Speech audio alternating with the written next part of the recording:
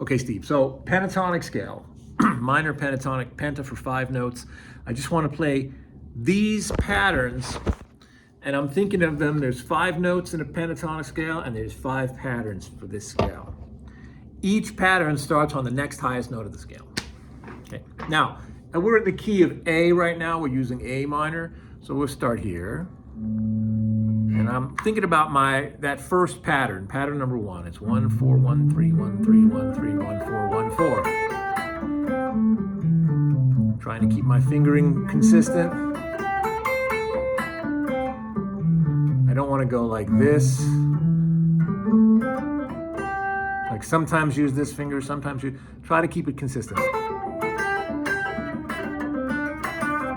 Because you're going to end up mixing and matching these patterns, and if you have each finger assigned to a fret, it's going to work out better in the end. So I have 1 4 1 3 1 3 1. So when I play pattern number 1, that's the raw shape that I want to know.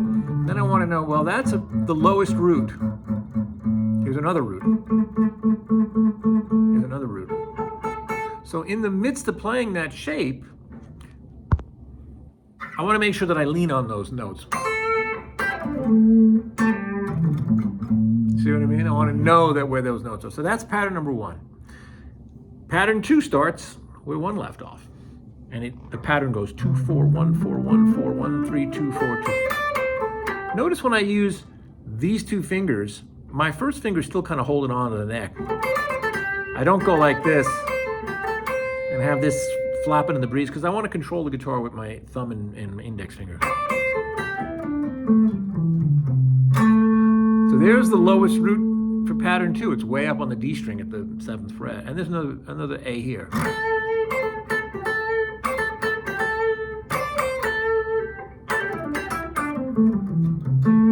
So I have 1, 2 starts where 1 left off.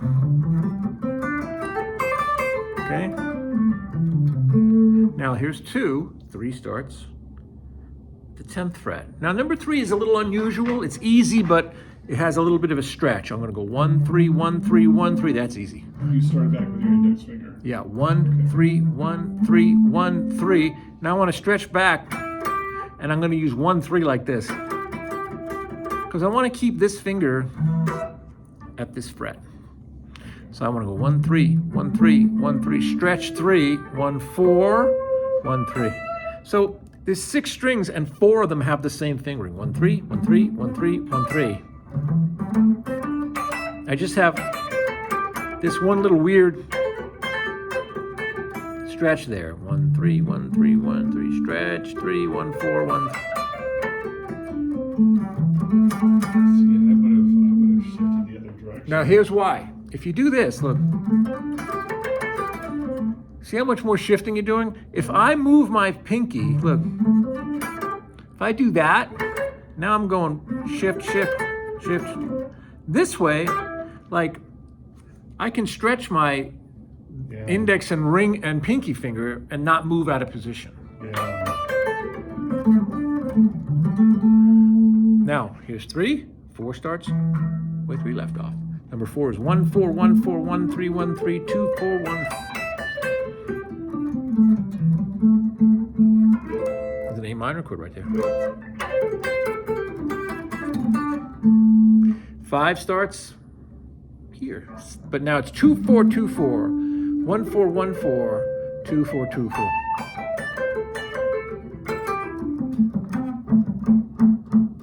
And then 1 starts over again. Now, if I'm back here at 1, you already pointed this out. Under here is 5. So if I wanted to, I could go 5, 1, 2, 3, 4, 5 again, 1. So I'm really playing the same notes everywhere. So here's how you practice if you're not good at practicing. You put your phone on, you get 2 minutes on the timer. I'm serious. You set a 2-minute timer on your phone, and you play every pattern for 2 minutes, just 2 minutes. So that means that'd be 10 minutes. So you set the timer and go, okay, number 1. And you can mix and match, you can double back.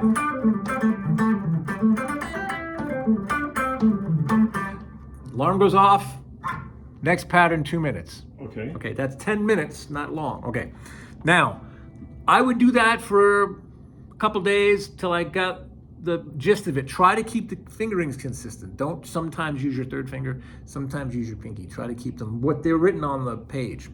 Then I would do this. This is how you connect them, okay? Now, let's say you have a good understanding of each one of the 5. Now we want to connect them together.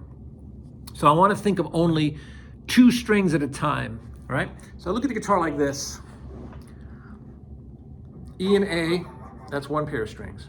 The A string and the D string, that's another pair. Then D and G, then G and B, then B and E. So there's 5 pairs of adjacent strings.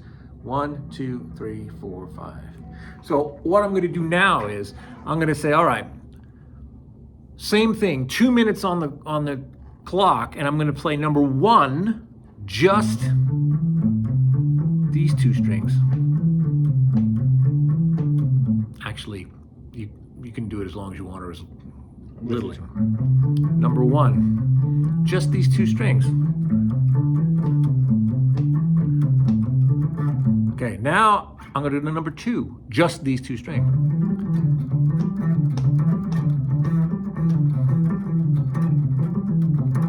One, 2. Now, if I go to the next pair, it's 1, 1, 2. Then the next pair. 1, 2, 1.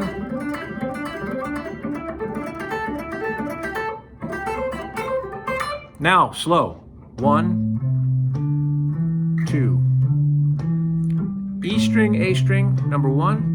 E string, A string, number 2. Now the next A string, D string, number 1. A string, D string, number 2. Middle 2 strings, number 1, number 2. Number 1 on the G and B, number 2 on the G and B. Number 1 on the B and the E string, number 2 on. Now, because I'm shifting back and forth from pattern 1 to pattern 2 on every possible combination of strings, I don't even see them as 2 shapes anymore. I really just see them as one big shape, right? 1 connects to 2. Now 2, 3. 2 connects to 3.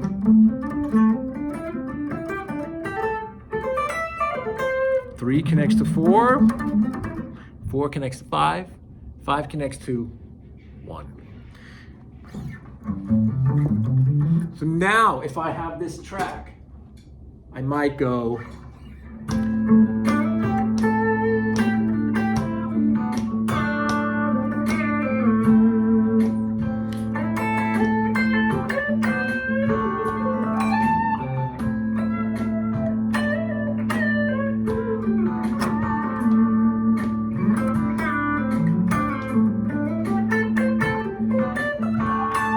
All I'm doing is skipping from one to the other. Yeah. And I'm only playing 5 notes.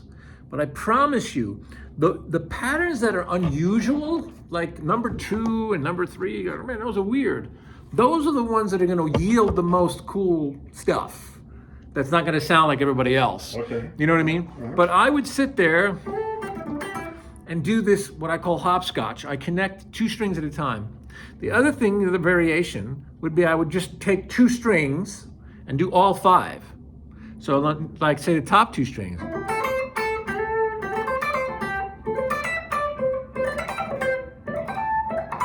So this is pattern 1, 2, 3, 4, 5. All on the same 2 strings. And then the next 2 strings. You gotta think about it.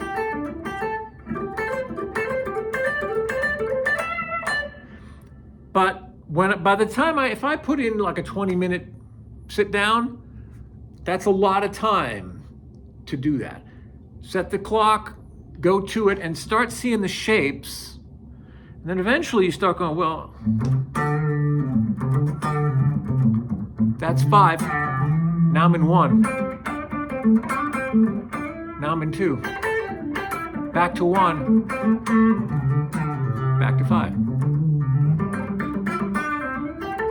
Now I'm in 3.